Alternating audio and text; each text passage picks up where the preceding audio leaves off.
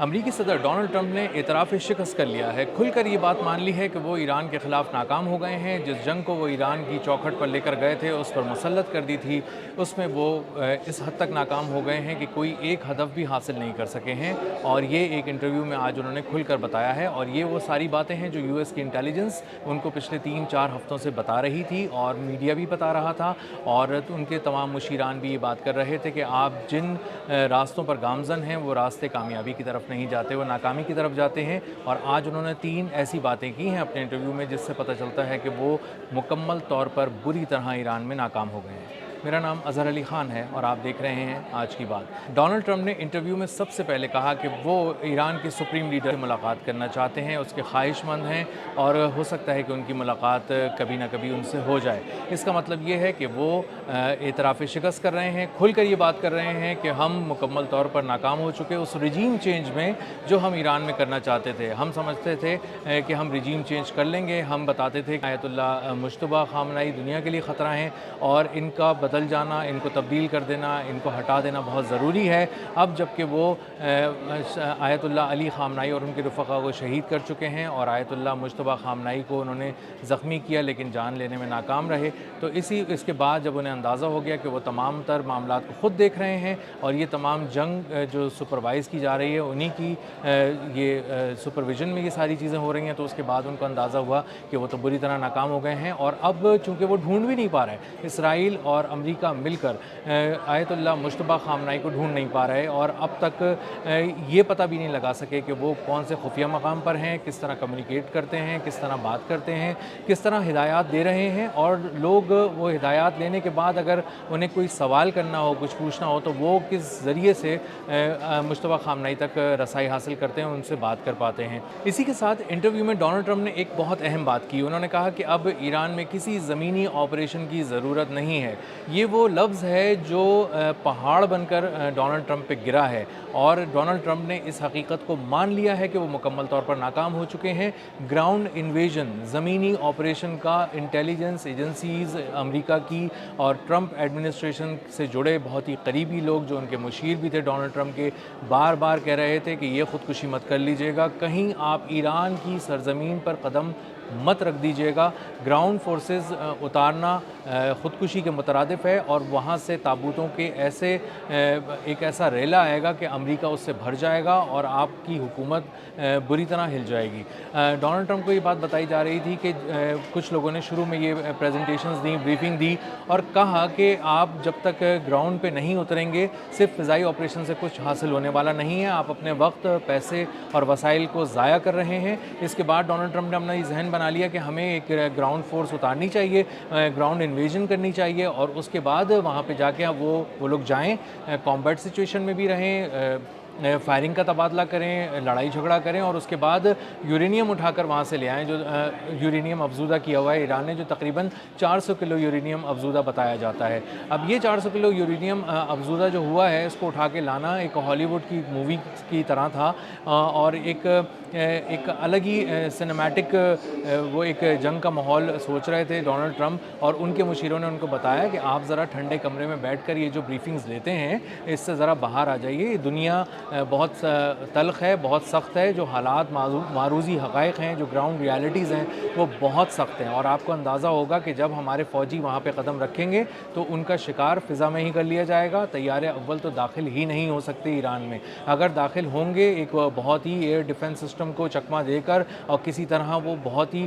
Deep inside Iran میں پہنچ جائیں گے، یورینیم کے قریب جو اصفہان میں بتایا جاتا ہے، نتنز میں بتایا جاتا ہے، تو ان جگہوں پہ پہنچنے کا مطلب یہ ہے کہ آپ صحراؤں میں ایک جنگ لڑیں گے۔ صحراؤں میں وہ یورینیم کہاں رکھا ہے، پہاڑوں میں وہ کدھر ہے، اس کے بارے میں کچھ ایران کے آفیشلز کہتے ہیں کہ یہ 20,000 کلومیٹر کی ٹنلز ہیں جو زمین کے نیچے گھوم رہی ہیں ایران کے اندر۔ کہاں تلاش کرو گے تم یورینیم کہاں ہے؟ تمہیں پتہ ہے یورینیم کہاں ہے؟ اور جب کہ تمہیں نہیں پتہ کہ یورینیم کہاں ہے تو تم اس کو تلاش بھی نہیں کر سکتے۔ یہ ایک ایسا دعویٰ تھا، یہ ایک ایسا چیلنج تھا جو US ایڈمنسٹریشن کو جس نے ہلا کر رکھ دیا، اور ان کو اندازہ ہوا کہ یہ صرف محض صحرا نہیں ہے، پہاڑ نہیں ہے، کوئی ایسی ٹنل نہیں ہے جس کے اندر ہم چلے جائیں گے اور اس کے بعد یورینیم نکال کر لے آئیں گے. ہمیں اندازہ ہوگا کہ ہم جیسے ہی کامبیٹ سچویشن کے اندر آئیں گے, لڑائی جھگڑے میں آئیں گے, نیچے زمین پر اتریں گے, ہم پہ بہت ہی شدید حملہ ہوگا. اس کے بعد ہمارے لوگ ایک خاص قسم کا سوٹ پہن کے جائیں گے جو حساس جو مواد ہوتا ہے اس کی تابکاری کے اثرات سے نمٹنے کے لیے پہنا جاتا ہے, اس کو ہیزمت سوٹس کہتے ہیں. وہ ہیزمت سوٹس پہن کر جب ہم اندر جائیں گے تو وہاں کہاں یورینیم رکھا ہے اس کو کہاں ڈھونڈیں گے, کس طرح جائیں گے, کس طرح اس کو تلاش کریں گے اور کیسے اس کو اٹھائیں گے اور کیسے اس کے بعد ایئر لفٹ کر کے واپس لائیں گے. یہ ایک ناقابل عمل ایک پروسیس تھا سارا,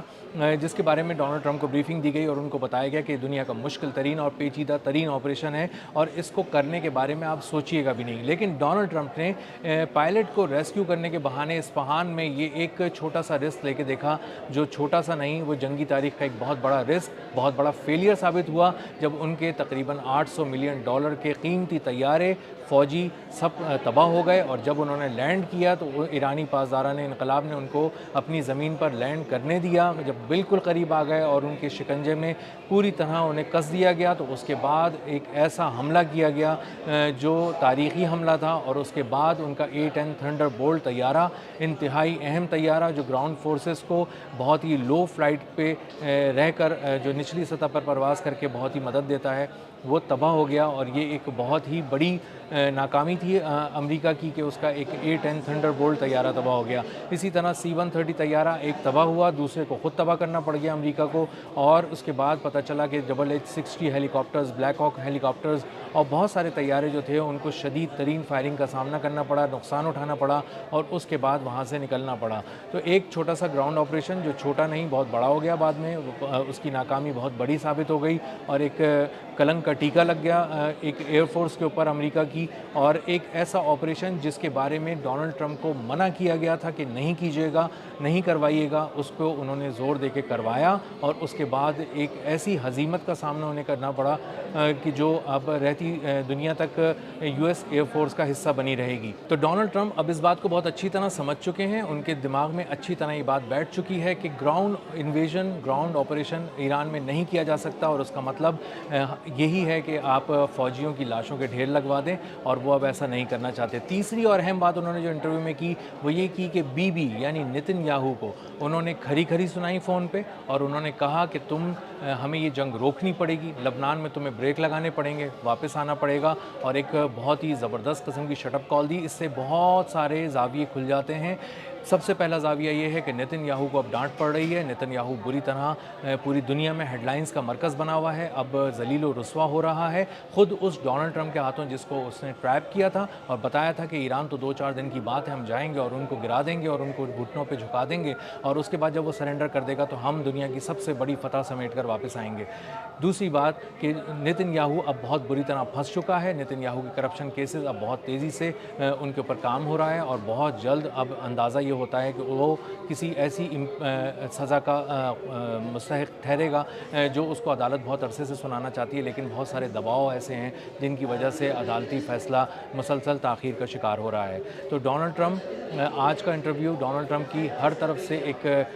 ناکامی کو ظاہر کرتا ہے. گراؤنڈ انویژن امریکہ نہیں کر سکتا ایران کے اندر. نتن یاہو کو بہت شدید قسم کی ڈانٹ پڑی ہے, اور ڈونلڈ ٹرمپ آیت اللہ مجتبیٰ خامنائی سے ملنے کے خواہش مند ہیں, یعنی اس رجیم کو جس کو چینج کرنے چلے تھے اب اس کو امبریس کرنے جا رہے ہیں, اس کو گلے لگانے جا رہے ہیں, اس سے بات کرنے جا رہے ہیں, اس کے آگے جھکنے جا رہے ہیں. اور انہیں اب جو پہلے لوگ دنیا کے لیے خطرہ لگتے تھے اب وہ ان کو اپنے لیے کچھ بہتر لوگ لگ رہے ہیں. وہ اب لیڈرشپ کے طور پہ ان کو دیکھنا شروع ہو گئے ڈونلڈ ٹرمپ, اور آنے والے دنوں میں وہ اس کی آنچ کو, جنگ کی آنچ کو اس حد تک کم کر دینا چاہتے ہیں کہ ایران جو کہے وہ امریکہ سن لے, اور اس کے بعد امریکہ کسی طرح سے بھی ایران سے ہاتھ جوڑ کر کوئی ایسی بات منوا لے جس کے بعد اس کو یہ جملہ ملے کہ ہم واپس جا رہے ہیں اور ہم جنگ ہارے نہیں ہیں. اب تک کے لیے اتنا ہی. ملتے ہیں اگلی ولاگ میں کسی نئی خبر, نئے تجزیے اور نئے زاویے کے ساتھ. اللہ حافظ.